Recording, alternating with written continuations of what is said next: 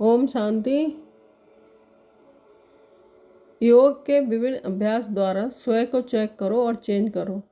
हम सभी को श्रेष्ठ भाग बनाने की कला सिखाने के लिए स्वयं भाग विधाता हमारे सम्मुख आए हैं और भिन्न भिन्न तरह से विधियां बताई हैं कि तुम अपने जन्म जन्म के भाग को बहुत महान कैसे बनाओ और भाग हमारा बहुत सुंदर बन रहा है, उसकी पहचान क्या होगी वह भी हमें बताया। अगर तुम्हारा भाग श्रेष्ठ बन रहा होगा तो तुम बहुत हल्के होते जाओगे, बहुत प्रसन्नता बढ़ती जाएगी, संतुष्टता बढ़ती जाएगी, शक्तियाँ बढ़ती जाएंगी, व्यर्थ घटता जाएगा, सम्मान बढ़ता जाएगा, योग युक्त स्थिति होती जाएगी। भाग जब सुंदर होता है मनुष्य को कितना खुशी होती है, आनंद रहता है, सहज सफलता मिलती है। तो सहज सफलता यहाँ मिलती रहेगी, उसका अनुभव होते रहेंगे हर कदम में, हर कर्म में। तो भाग बनाने की सबसे सरल और इम्पोर्टेंट विधि बता दी है कि जितना जितना देह भान का त्याग करते जाएंगे, यानी अशरीरी होते जाएंगे, आत्म अभिमानी होते जाएंगे, उतना उतना हर पल तुम्हारा भाग श्रेष्ठ बनता जाएगा।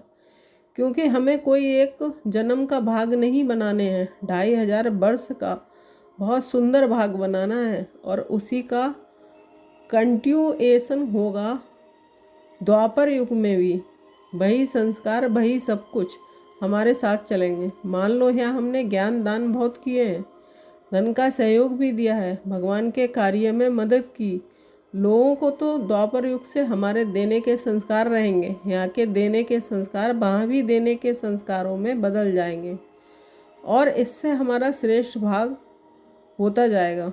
तो हम सभी चेक करें कि हम देहभान में कितना मुक्त होते जा रहे हैं, देह के आकर्षण से कितना मुक्त होते जा रहे हैं, कर्मेंद्रियों के रसों में कितना उपराम होते जा रहे हैं। काम रस, लोभ का रस, मोह का रस, जीभ का रस, कानों का रस, आँखों का रस हम छोड़ते जाते हैं।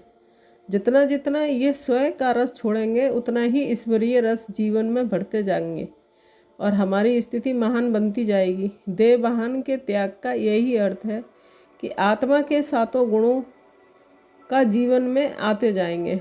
हमें अनुभव होता जाएगा चित्त ज़्यादा से ज़्यादा शांत हो रहा है, सबके लिए प्रेम भाव बढ़ता जा रहा है, आंतरिक सुख बढ़ता जा रहा है, सुख देने का संस्कार नेचुरल होता जा रहा है, हम शक्तिशाली होते जाते हैं, पवित्रता वरदान के रूप में अनुभव हो रही है, अहम हमारा छूटता जाता है, मैंपन और मेरेपन से मुक्त हो रहे हैं।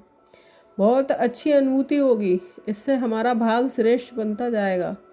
आत्मा के सातों गुण आ गए तो हमारी भावनाएं कितनी श्रेष्ठ होती जाएंगी, हमारे संकल्प कितने महान हो जाएंगे, क्योंकि संकल्पों की एनर्जी से भाग की एनर्जी प्राप्त होती है।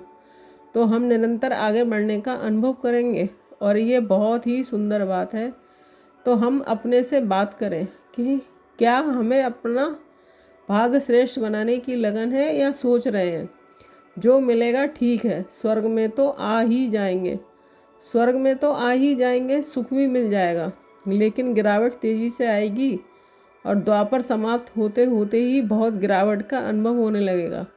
देव स्वरूप लोप होता जाएगा, दिखाई देगा और जो श्रेष्ठ देवता होंगे, श्रेष्ठ भाग के धनी होंगे, त्रेता के अंत तक भी उनका देवत्व जागृत रहेगा।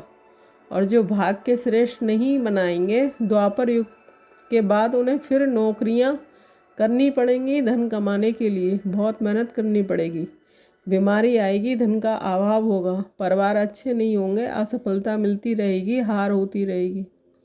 इससे बचने के लिए हम अपने मन में उमंग रखें, हमें श्रेष्ठ भाग बनाने हैं, ताकि लोग ये ना कहें भगवान भाग बांटने आया और तुम सोते ही रह गए।